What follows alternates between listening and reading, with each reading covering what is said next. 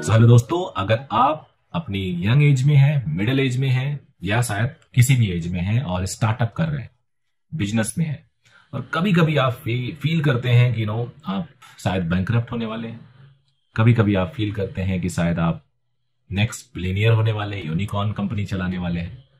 ये जो up and down है आपकी लाइफ में अगर आ रहा है, और ये काफी लोगों की लाइफ में आता है, तो ये वीडियो आपके लिए है।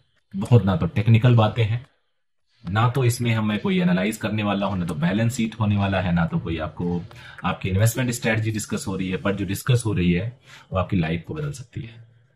और वो मैं डिस्कस कर रहा हूं नेपोलियन हिल साहब के एक कोट से, उनके एक पेज से। And this one is really very very effective. I have personally felt it so many times, और आई एम श्योर आप भी इसे कई बार फील किए हो। तो ये जो वीडियो है आज, इसमें हम लोग बात करने वाले हैं फेथ की, विश्वास की। और नेपोलियन हिल ने इसको बहुत वैल्यू किया हुआ है।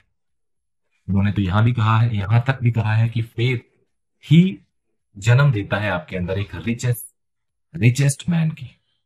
फेथ स्टार्ट करता है जहां से आप नेक्स्ट लेवल के बिजनेस टाइकून बनने वाले हैं। Faith is the antidote of failure. तो उनके कोट क्या क्या है? उन्होंने बोला है कि faith is the external elixir which gives life, power and action to the impulse of thought. उसके बाद इन्होंने क्या बोला? Faith is the starting point of all accumulation of riches. जैसा मैंने बोला, यहीं से स्टार्ट होता है एक्युमुलेशन ऑफ रिचेस लोग यहीं से एक तरह से फेथ से ही आगे बढ़ते हैं, एक्युमुलेट होते हैं, अगर इसको और थोड़ा ज्यादा एक्सप्लेन किया जाए तो। फिर उन्होंने बोला faith is the basis of all miracles. Faith is the basis of all miracles and all mysteries which cannot be analyzed by the rule of science।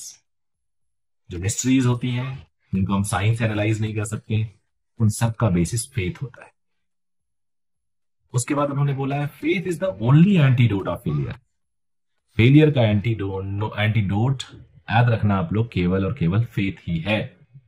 फिर उन्होंने बोला faith is the element, the chemical which when mixed with prayer gives one direct communication with infinite intelligence. और ये आप कई बार feel करते होंगे कि आपके बैंक में पैसे खत्म हो गए हैं, आपके पास अगले दिन के लिए 10,000 रुपए भी नहीं है, और ऊपर वाला आपकी ऐसी मदद करता है कि आपका पूरा काम चल जाता है और अच्छे से चल जाता है।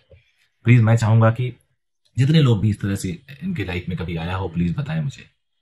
उसके बाद इन्होंने बोला है faith is the element which transform the ordinary vibration of thought created by finite mind of man into the spiritual equivalent.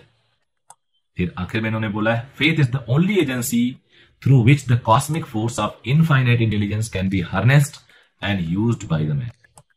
ये जो फेथ पे इन्होंने बात की है, मुझे लगता है लाइफ चेंजिंग है। तो प्लीज कभी भी इस तरह से सिचुएशन आपके सामने आती है तो आप उम्मीद मत छोड़ो।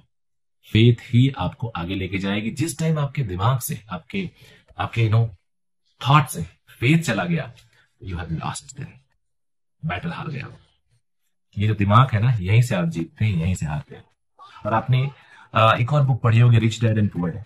उन्होंने भी बोला है कि जिन्होंने जो नौकरी में अपने जो फिक्स इनकम में काम चलाते हैं, उनका यही रहता है कि यार सैलरी बढ़ेगी तो ये खर्चा बढ़ेगा। वो अपने आप को ढाल लेते हैं, उनके माइंड में बहुत ज्यादा ग्रोथ नहीं रहती। उन्हें पता है उनके पास उतना ही पैसा है और उसमें तसल्ली करते हैं। और जिसको ज्यादा कमाना होता है, जिसको रिच बनना होता है, जिसको पावरफुल बनना होता है आगे चल के, तो उनका दिमाग हर वक्त उसी सोल्यूशन को ढूंढने में लगा रहता है, तो उम्मीद कर रहा हूं कि आप अपने फेथ को नहीं लॉस करेंगे, अपने साथ फेथ को लेके चलेंगे और वो आपको बहुत आगे लेके जाएगा। ये मेरा आपको दावा है। सो आई होप इसको आप अपने अंदर एक इनबिल्ट प्रॉपर्टी की तरह यूज करेंगे and you will enjoy through out your life.